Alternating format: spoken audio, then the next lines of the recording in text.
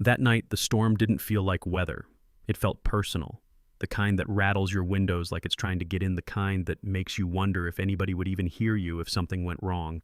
And Evelyn Carter, 74 years old, sitting alone in that small house with the heat gone and the lights dead, realized something real, quiet, but real heavy. If anything happened to her that night, nobody would know until it was too late. Now, I don't know if you've ever felt that kind of loneliness, the kind that creeps in slow over the years, not all at once, but piece by piece. One call not returned, one door not held open, one look that says you don't matter anymore. Yeah, it adds up. Evelyn had been living like that for a while. Ever since her husband passed, the world didn't exactly push her out, it just stopped making space for her. Bank said no to fixing her roof snowplow, buried her walkway, and kept driving the girl at the pharmacy, asked her loud enough for everybody to hear if she really needed all her medication. You know what I mean, it's not loud cruelty, it's quiet disrespect, and somehow that cuts deeper. So that night when the storm shut everything down, it wasn't new to her to feel like she was on her own. The power dropped first, then the furnace gave up not long after, and suddenly the house that used to feel like home felt like a cold box with walls. She sat at the kitchen table holding a mug that stopped being warm a long time ago, just watching her breath float in front of her face like smoke. And then came the knock. Not banging, not aggressive, just 2 short taps. That's what made it worse, honestly, because loud noise, you can react to that, but quiet makes you think. She didn't move right away, just sat there listening, heart doing that slow, heavy beat like it was trying to warn her without panicking her. Then it came again, a little stronger this time. She stood up stiff, careful, walked over to the drawer, pulled it open, and took out her husband's old revolver. Checked it, not because she planned to use it, just because that's what you do when you've learned the hard way not to assume safety. She set it down on a towel, then walked toward the door. The window beside it was frozen over, almost completely white, but she pulled the curtain anyway. And that's when she saw them. 9 men, standing on her porch in the middle of a blizzard like it was the most normal thing in the world. Leather jackets, boots, half buried in snow helmets tucked under their arms. Bikers. Now, I'm just being honest, if you're alone and you see 9 bikers at your door at night, your brain doesn't go to helpful strangers. It goes somewhere else entirely. But here's the part that didn't fit. They weren't moving. Nobody was testing the door, nobody was looking through her windows, nobody was shouting or acting impatient. They just stood there, leaving space between themselves and her door, like there was a line they weren't about to cross. One of them stepped forward, older guy, gray at the edges, steady posture, not trying to look tough, not trying to look harmless either, just present. He raised his voice enough to get through the door. "Ma'am, sorry to bother you." Wind swallowed the rest. He tried again, louder. "Roads are shut down. Bikes won't start. We just need to get through the night." And behind him, one guy coughed into his sleeve, another shifted like his feet were going numb, but still, nobody moved closer. Then Evelyn noticed something small, something most people wouldn't even register. The man in front bent down, picked up her doormat, shook the snow off it, and placed it back straight like it mattered, like her space mattered. That's when everything inside her paused, because disrespect, she knew that feeling well. Being ignored, talked over, dismissed. Yeah, she had plenty of that. But respect from strangers. In a moment like that, that hits different. She glanced back at the kitchen, the cold air, the silent radio, the picture of her husband still hanging there like time forgot to move it. Then back at the door. Her hand went to the top lock, slid it open with a soft click, then the second, then the key. She opened the door just a crack, wind pushing in hard enough to make her step back a little. The man didn't step forward, didn't lean, didn't rush, just set his helmet down and said, calm as anything. "Whatever you say, ma'am, we'll follow it." Now that right there, that's not something you can fake easily. She looked at him.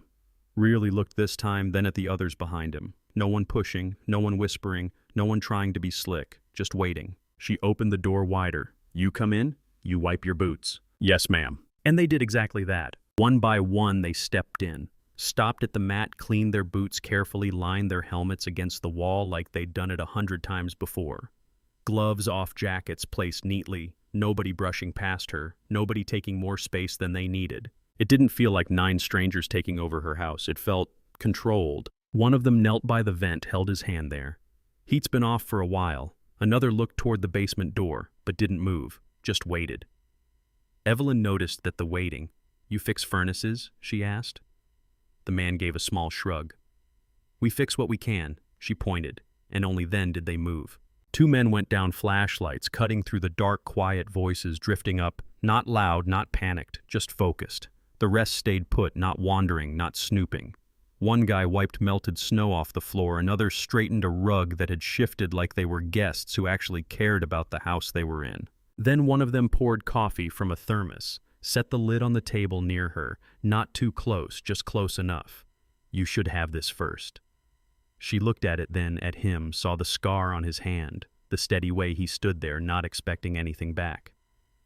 She picked it up, felt the heat in her palms, and for the first time that night, she didn't feel like she was freezing from the inside out. From the basement came a voice. "We can get it running. Give us 10. The leader nodded once. "Do it." Then he looked at her. Name's Victor. She set her keys down on the table. Evelyn. No handshake, no big moment, just understanding. A few minutes later, the furnace kicked back on, slow at first, then steady, warm air pushing through the vents like the house was breathing again. Nobody cheered, nobody acted like heroes. They just kept moving, checking things, keeping things steady. And that's what stayed with her, not the fixing, not the coffee, but the way they carried themselves.